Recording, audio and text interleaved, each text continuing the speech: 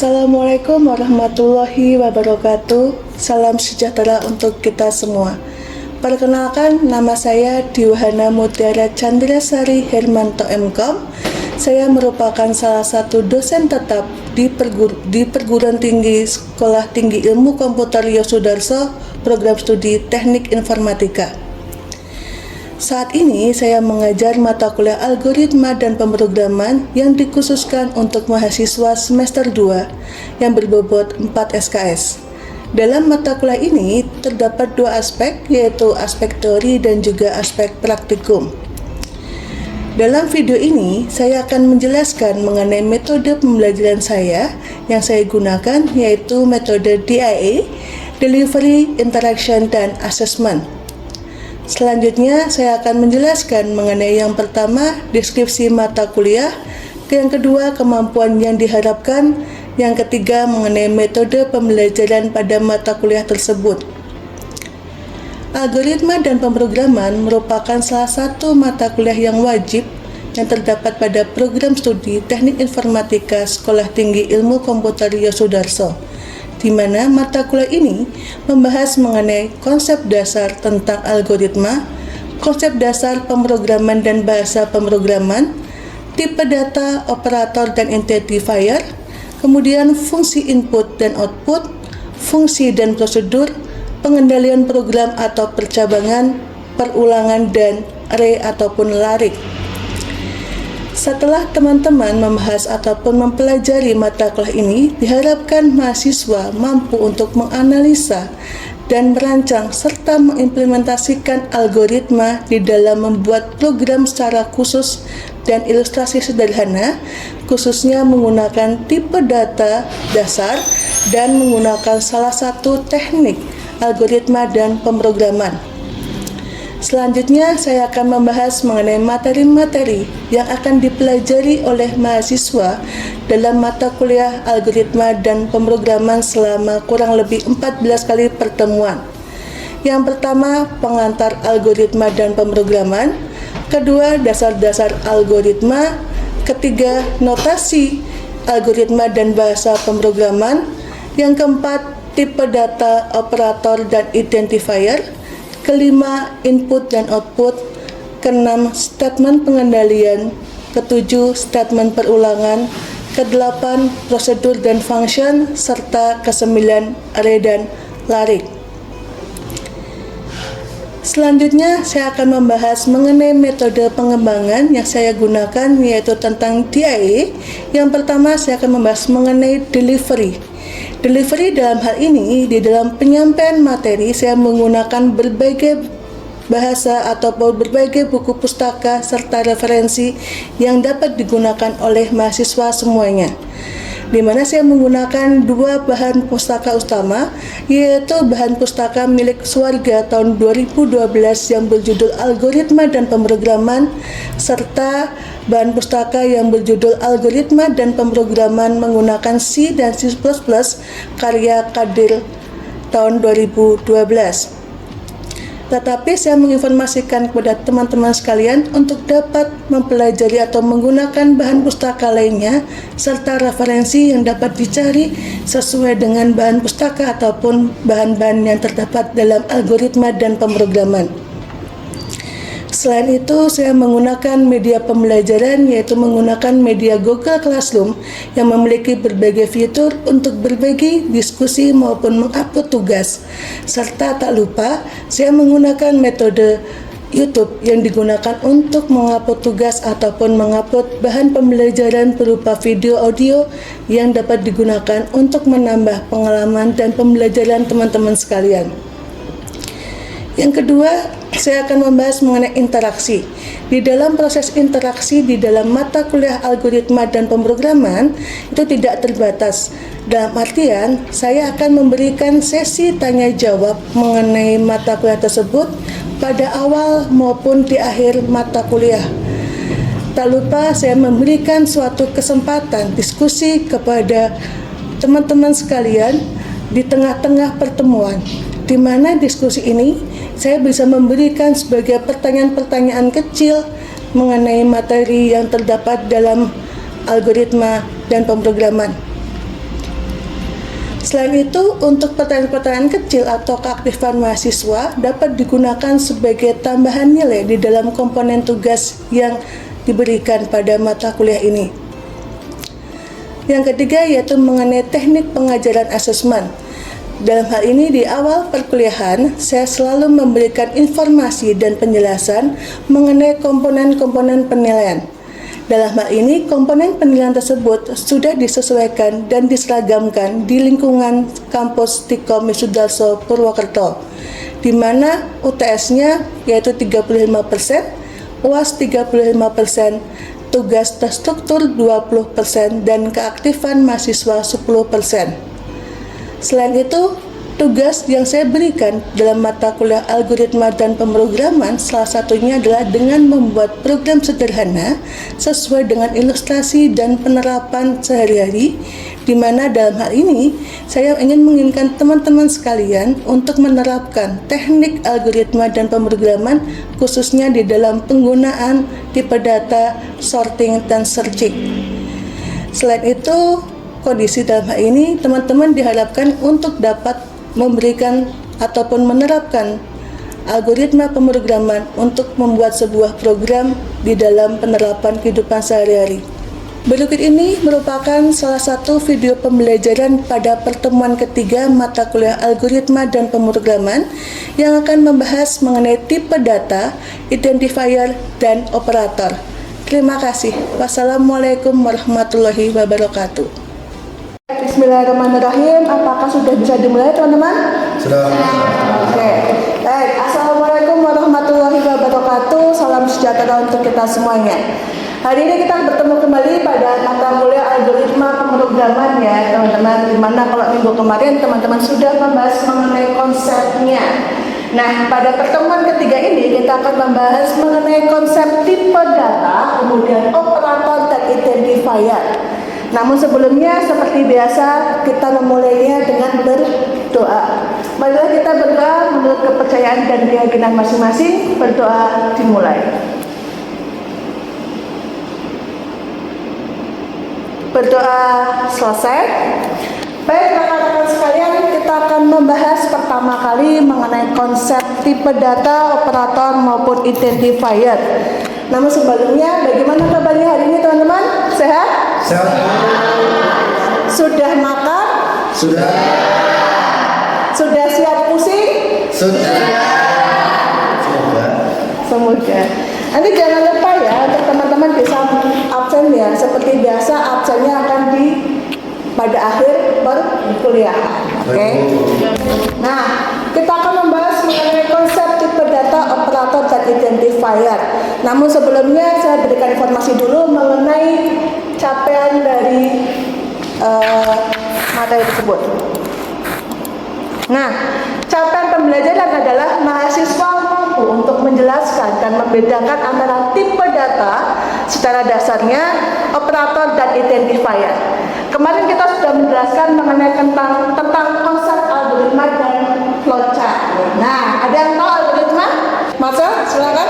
Saya Bu. Ya. Algoritma adalah ilmu dalam membangun langkah-langkah terstruktur untuk membuat suatu program. Oke. Ya, algoritma yang dikatakan Masa adalah tentang bagaimana kita menyusun ataupun mengatur langkah-langkah secara sistematis ya. Contohnya apa teman-teman? Ada yang pernah makan mie instan nggak? Pernah Bu? Anak-anak sering makan mie instan ya? Nah, kalau teman-teman lihat di bungkusnya mie instan, mesti ada tuh cara penggunaan, cara penyeduhan, itu dikatakan algoritma. Ya, flowchart, ada yang tahu flowchart teman-teman? Ya, silakan Cindy. Flowchart adalah sebuah diagram yang menjelaskan alur proses dari sebuah program. Oke. Nah, contohnya kalau flowchart teman-teman tahu enggak? Masih ingat enggak? Masih, Bu. Masih ya? Kalau kita mengatakan ada start dan ada dikatakan start apa teman? Mulai, Bu. Ini start ya. Ini karena kebanyakan di PHP ini ya, ini kayak gini ya. Ini ada start. Oke. Kalau start berarti dikatakan ya. Oke. Itu merupakan bagian atau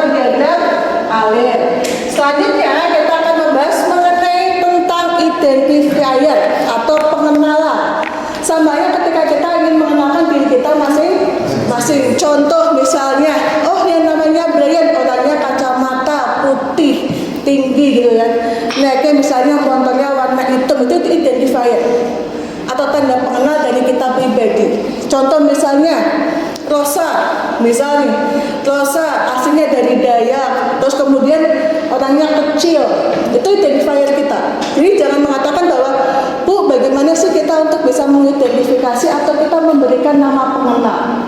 Nah, teman-teman juga bisa belajar mengenai bagaimana kita memberikan sebuah identifikasi. Oke, teman-teman. Nah, nama identifier sendiri adalah biasanya kita bermain-main, kalaupun di komputer mesti ada namanya file ya, file atau folder ya. Ya, Bu. Kan file itu biasanya kalau kita sudah mengetikkan sesuatu, kita menyimpan mesti akan menggunakan namanya dan tidak disimpan pakai file. Nah, terus di dalam program ini kita akan membahas mengenai variabel dan konstanta. Kalau konstanta bernilai apa, teman-teman? Tetap, Bu. Kalau variabel adalah bisa diubah tergantung sesuai dengan Keadaan. Nah, kemudian ya teman-teman, pengenalan atau penamaan itu sendiri itu bisa bermacam-macam raga atau bermacam-macam rupa nih teman-teman. Nah, bisa menggunakan huruf, bisa menggunakan digit, dan juga bisa menggunakan biasanya garis bawah. Kalau anak-anak zaman sekarang ya misalnya namanya Andi underscore ganteng misalnya, tadi dikatakan Andi itu ganteng, nggak tahu aslinya seperti apa gitu ya. Oke. Nah, bisa juga kalau teman-teman ada berbagai macam untuk penamaan. Ada yang posisinya dia menggunakan maksimal panjangnya berapa sih? Saya sudah mengatakan kemarin ya, ada beberapa software ya, ada Turbo Bolansi, Bolansi Plus Plus, Kadeplo, dan lain sebagainya, gitu ya. Ya. Turbo Bolansi sendiri ya, ada 32 karakter teman-teman. Tapi kita menggunakannya untuk kode blok. Selanjutnya nih, setelah kita membahas mengenai identifier, kita akan membahas mengenai operator. Ada yang tahu operator itu apa? Ya, silakan Bu ya. Baik Bu Chandra, terima kasih atas kesempatan menjawab yang telah diberikan kepada saya. Jadi saya akan menjelaskan apa itu operator. Jadi operator merupakan sebuah notasi yang digunakan dalam rangka untuk melaksanakan suatu operasi terhadap data maupun identifier berupa operan. Ya, terima kasih Bu Chandra. Ya, terima kasih. Jadi operator sendiri adalah suatu notasi yang biasanya kita gunakan untuk melaksanakan suatu operasi yang biasanya dia dikondisikan dengan identifier. Kenalkan ya, operator penjumlahan, operator pengurangan, operator penjumlahan apa? Oke. Plus, Bu. Plus, operator pengurangan? Nah, sekarang kalau kita bermain dengan operator not dan and, nah, kan? Itu dapat di mana? Operator not, operator and, operator or, dapatnya di mana teman-teman? Tabel kebenaran, Bu. Tabel kebenaran, benar, biasa. Yuk. Operator not ada dikatakan not true dan ada dikatakan not false.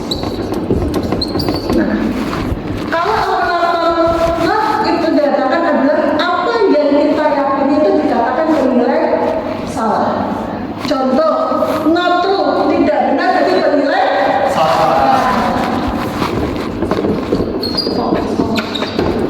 Not false, berarti dikatakan bernilai benar. Betul sekali. Kemudian untuk operator yang dikatakan and, A plus B atau A dan B sama dengan 0. Berarti A nilainya 0, B bernilai 0, dikatakan berarti 0. 0. Kalau A dikatakan dia menangis, kemudian B dikatakan sedih. Kalau A itu menangis, B sedih, kesimpulannya berarti dia lagi dalam keadaan apa? Tidak senang. Tidak senang boleh, atau dalam keadaan ya Terpuruk. terpuruk, atau dalam keadaan apa lagi? Susah boleh, ya. Jadi kalau operator not itu dikatakan apa sih pernyataan kita yang tidak benar? Ya, kalau dikatakan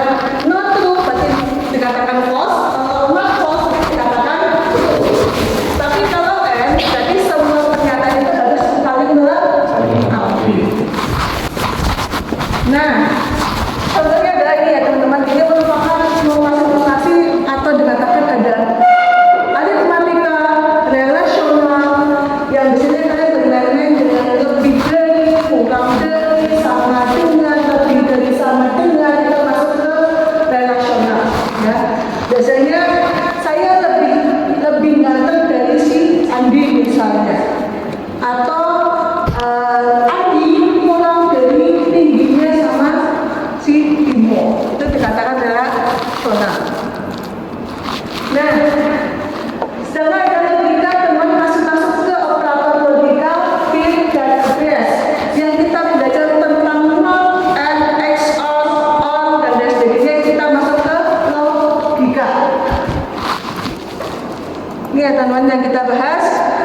Nah, ini kalau kita implementasikan kepada geografi, biasanya ada kan plus satu plus dan lain sebagainya. Itu merupakan operator pada ketika kita masuk ke si plus. Udah pernah dicoba teman diterapkan? Pernah. Nah, pernah ya. Gimana sudah tahu perbedaannya ya? Oh, yang X plus berarti dikatakan X plus 1. Kalau plus X juga dikatakan X plus 1. Begitu juga ketika kita akan melakukan penurunan. Oke, ini juga sama ya, teman-teman ya. Nah, sebelum kita membahas mengenai tipe data nih, saya ingin tanya, kalian kenal tipe data apa aja nih? Yuk. Integer bu. Integer, apa lagi? Char, apa lagi? Float, Apa lagi? Yang kalau kita bermain angkanya panjang, kemudian nama karakternya panjang apa? Double bu. Double, oke. Apa lagi? Apa lagi? Boolean. Boolean, boleh. Apa lagi?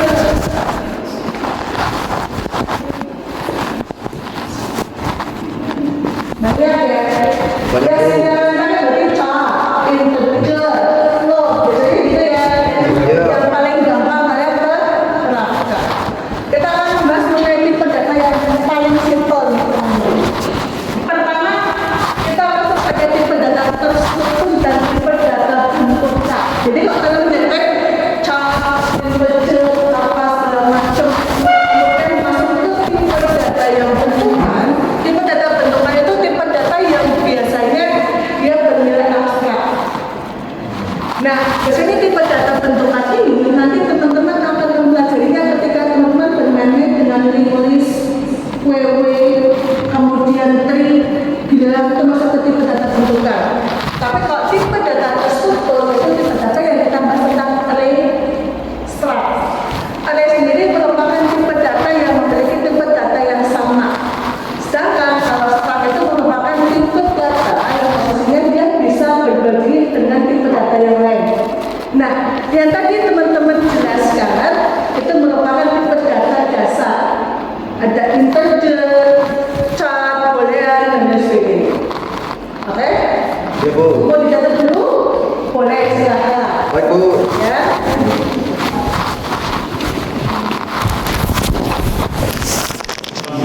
Silakan sambil kita main absen ya teman-teman. Baik bu. Oke? Ya, kalau ada yang nggak datang tolong jangan diabsenkan ya. Oke teman-teman, kita akan membahas mengenai yang lain. Kita bahas dulu yang berdewa nih. Yang pertama boolean. Tahu boolean nggak? Boolean merupakan tipe data yang posisinya dia akan memilih dua kondisi, yes or no. Ya, dikatakan benar berarti dia akan bernilai yes, dikatakan salah berarti dia akan bernilai false atau false. Sedangkan dan numerik itu integer, yang kita bermain dengan biasanya pakai angka bilangan bulan. Ya, kalau teman-teman contohnya apa sih bu? Contohnya nomor, kemudian ini. Ya, kalau teman-teman menggunakan 2023 kosong sekian. Sedangkan ada beberapa yang dia menggunakan juga pakai kombinasi huruf. Ya, oke. Kemudian ada lagi teman-teman, di sini banyak nih. Ada tipe data alphanumeric dan ada tipe data tentang pointer. Pointer ini bukan mengatakan posisinya dia merupakan bukan yang kalian belajar pointer kayak mouse ya, enggak ya. Tapi pointer di sini adalah bagaimana teman-teman bisa menunjukkan dan digunakan ketika teman-teman penerapannya di linked list. Itu pointer. Oke? Baik bu. Ini tipe data yang terdapat di C++. Ada karakter, yang bernilai 1 byte, ada juga short integer bernilai 2 byte, ada juga long berkatakan 4 byte, float 4 byte, kemudian double 8 byte, dan long double itu 10 byte. Nah, teman-teman biasanya menggunakan chart itu biasanya untuk apa? Untuk Chart, semacam apa? huruf yang satu huruf aja Bu, kayak alfabet itu. Alfabet. Yang lainnya karakter penerapannya untuk apa? Oke, gimana Mas? Pertanyaan untuk jawaban ya atau tidak. Karakter. Iya atau Iya tidak. Oh iya atau tidak. Ada yang lain? Karakter. Kalau penggunaan nama, ketika kita misalnya memberikan adanya inputan nama itu menggunakan metadata-nya apa? String Bu. String boleh. sering Karakter bisa nggak? Bisa. Oke. Berarti karakter itu bisa digunakan yang penting dia bernilai untuk huruf atau alfabet. Ya. Integer, kemudian float. Float itu apa? Float. Apa? Bilangan yang ada komanya Bu. Bilangannya ada komanya itu dikatakan kita desimal. Jadi kalau kalian dapat IPK nih, IPK-nya berapa? 3,2. 3,1 itu berarti menggunakan tipe data float. Oke. Kemudian ini ya, ini nanti silakan dibahas sendiri. Kali ini membahas mengenai length, panjang, dan range-nya. Nah, sekarang kita bahas mengenai masing-masing karakter.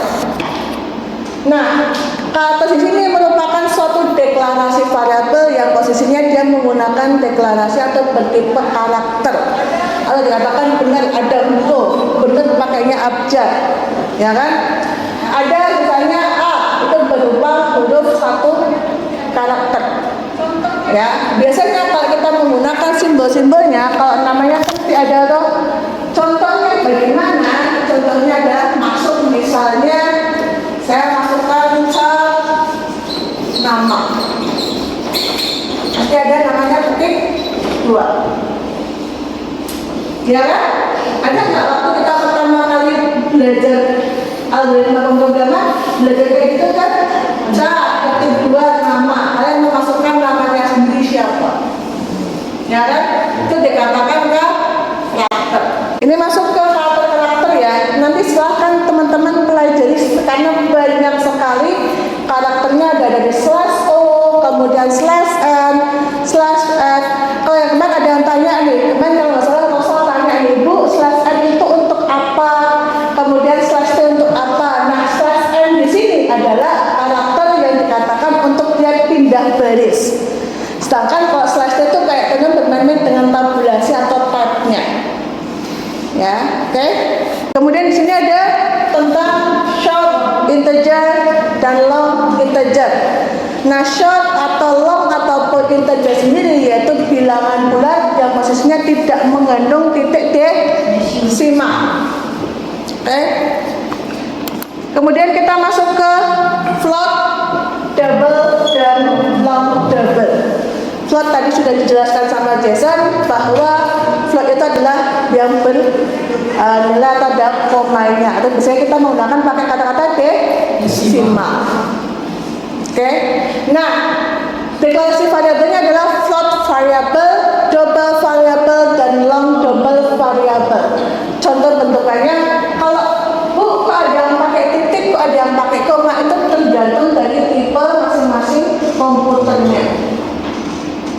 Ada misalnya 1,23E2 atau 123,0. Ada yang pakai titik, ada yang pakai koma. Jadi tidak usah kalian ributkan kok komputer saya pakai titik, kok komputer saya pakai yang koma. Gitu ya. Kemudian untuk boolean. Boolean biasanya digunakan hanya untuk kita pemilihan kondisi. Ya, contohnya hari ini hujan. Hari ini hujan, ada pemilihannya, berarti kita tidur atau jalan-jalan. Nah, ternyata hari ini hujan, berarti kita pilihannya apa? Jalan-jalan. Kalau hujan, berarti kita pilihannya adalah Tidur. bagus, pintar teman-teman. Ya. Lanjut ke string nih. Ini terakhir tipe data stringnya. Karena saya melihat wajah-wajah teman-teman tuh udah mulai aktif apa ya. Nanti ada tugas apa nih ya gitu. Biasanya kan gitu ya. Setiap ada materi langsung dikasih assessment untuk menjawab pertanyaan itu. Nah, string itu merupakan tipe data yang posisinya dia hanya menggunakan untuk tipe data yang dia dikhususkan untuk menjelaskan nama yang lebih panjang.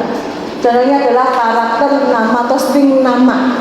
Sering ya teman-teman menggunakan daripada menggunakan karakter, teman-teman akan menggunakan string. Iya. Benar nggak? Ya. Alasannya kenapa menggunakan string? Ada yang tahu? Jason? Karena string itu bisa memuat satu kalimat bukan hanya satu alfabet saja. Oke, memuat satu kalimat atau satu alfabet. Oke, contohnya apa? Kalau string apa dulu nih? Nah, misal untuk memberi nama yang lumayan panjang, memberi nama variabel. Oke, karena kalau menggunakan karakter dia kita menggunakan garis bawah ya. Iya. Karena misalnya nih, Yohana garis bawah Fatika. Tapi kalau kita menggunakan string kita bisa menggunakan garis bawah. Siap-siap untuk tugasnya? Siap. Jangan lupa ya tugasnya dikerjakan ya teman-teman. Gitu. Nah, tugasnya dari teman-teman. Yang pertama yaitu silakan membuat algoritma dan flowchart yang diimplementasikan ke dalam sebuah ilustrasi sederhana dalam penerapan tipe data, operator, dan identifier. Nah, di sini teman-teman akan belajar tentang bagaimana teman-teman memilih sebuah tipe data, operator, ataupun identifier yang disesuaikan dengan ilustrasi masing-masing. Silakan dicatat dulu teman-teman untuk tugasnya. Kemudian ini tentang referensinya teman-teman. Sebelum kita mengakhiri ada yang ditanyakan? Boleh sekarang kalau ingin bertanya atau misalnya mau tanya berapa nih pengumpulannya jam berapa selesainya silahkan kita tanyakan. Bu, Ya, silakan. pengumpulannya kalau email atau Google Classroom ya, Bu? Nah, pengumpulannya nanti lah Google Classroom aja ya. Karena kalau email biasanya akan ketumpuk. Nanti kalau nggak kebaca kasihan teman-teman ketika sudah mengumpul. Oke? Baik, Bu. Ya. Oke, teman-teman. Kalau nggak ada pertanyaan, yuk kita persiapan. Tapi jangan lupa ya, kita besok akan melakukan mini ulang kembali dan kita akan membahas mengenai array ya. Yang kalian tunggu-tunggu nih, pembahasannya sudah agak santai, tapi tentang penerapan langsung untuk array itu sendiri. Yuk, silakan disiapkan teman-teman. Baik, Bu. Jangan lupa ya, jangan sampai ada ketinggalan ya.